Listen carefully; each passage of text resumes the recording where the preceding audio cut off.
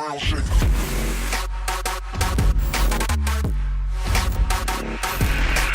Hello YouTube, my name is Ville Santikko. This is ground setup nuclear 15-inch X-Max driver. Now it has a big brother of plutonium series which weighs over like 50 kilograms. This weighs only 43 kilograms. It is a quite of a beast of a subwoofer, and also has a little brother of a 12-inch X-Max also in the nuclear series.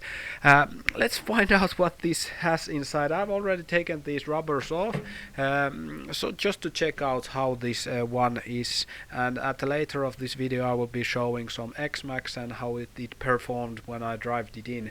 Now it has our sticker on it because I took the fast 240 FPS video. I wanted some contrast onto the dust cap. Actually what we can see here that the surround here is amazingly big. I haven't seen anything so big in a quite of a while, and I don't actually know if there is a bigger subwoofer around there. The profile is not straight, it is slightly dented inside. The material of the surround is red inside. That's quite interesting. It has also stamped here ground zero, and it has a universal basket. It is cast aluminium basket with a paint, not a pulverized or anything, with a paint, which I can see here has a slight defect. So maybe scratches and these can see, you can see them really clearly here, and somebody has already little painted on it. And when we see here, we only see a 3-inch voice coil. Now the 3-inch voice coil can handle up to 4000 watts. It is double 1 ohm voice coil, and as we can see here, these spiders down here are very flexible, and it is easy to use with just one hand. The glue there is the default amber glue. Actually I think it's epoxy or something like that. Now the spiders has been glued down here with a black CA glue. It actually I think it has one spider here and one underneath here. These are just spacing rings between. If you just can see down here, you can barely see the lower spider there. Now the spiders down here are quite interesting. They are not a typical of spider. It has some texture on it, some like rubberized feeling on it. Quite. I'm not sure what to tell what these are, but I think it has some kind of a blend with different materials. These spiders down here, which is a good thing because it tells me that the industry is going forward. Now every subwoofer that Ground Zero has, they usually use this clip-hell optimization on it, and which means that they play it very loud with a high excursion and look with infrared cameras or lasers how it affects if a surround up here is heating up, or is the excursion linear all the way from top to bottom, or if it has some kind of defects.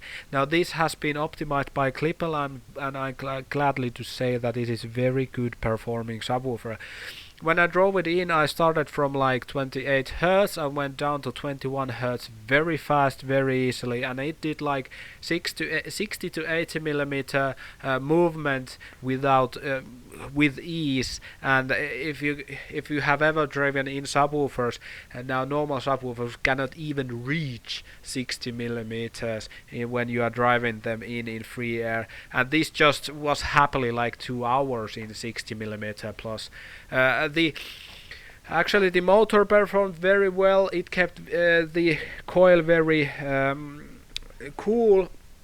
And more about the motor, if I can tilt it down here, as you can see, it has a nice big beefy motor down here with a huge top plate and huge back plate. Only 3 quite small actually but wide ferrite magnets down there. Now as you can see, the motor has a quite big hole here which is flared very nicely. It did not make any external sounds when I drove it in. It was just blowing air with a fast phase, but nothing anything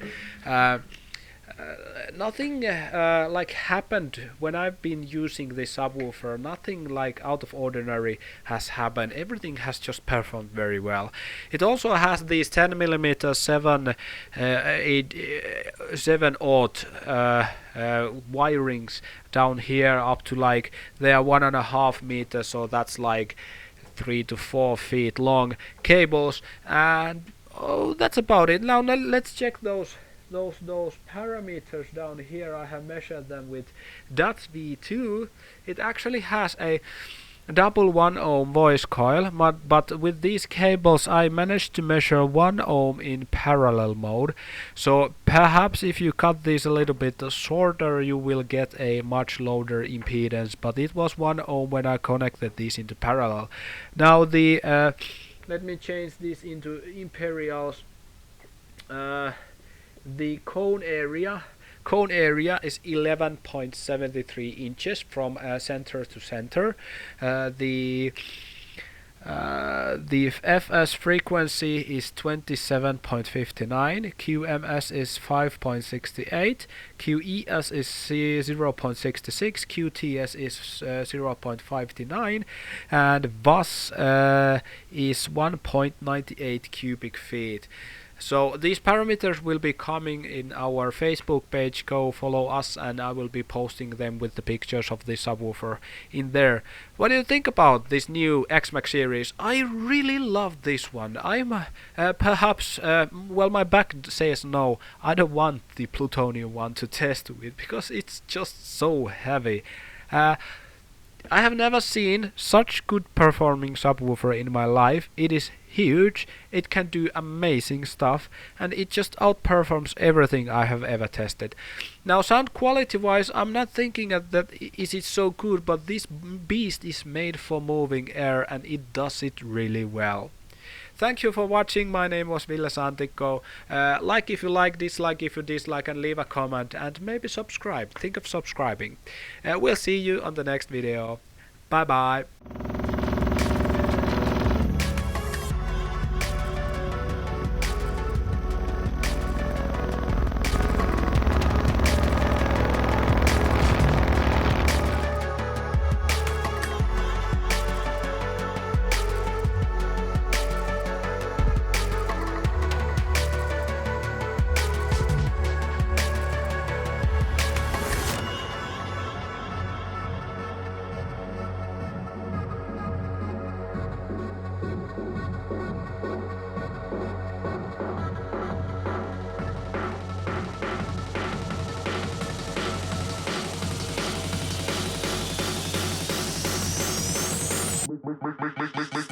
Make the ground shake.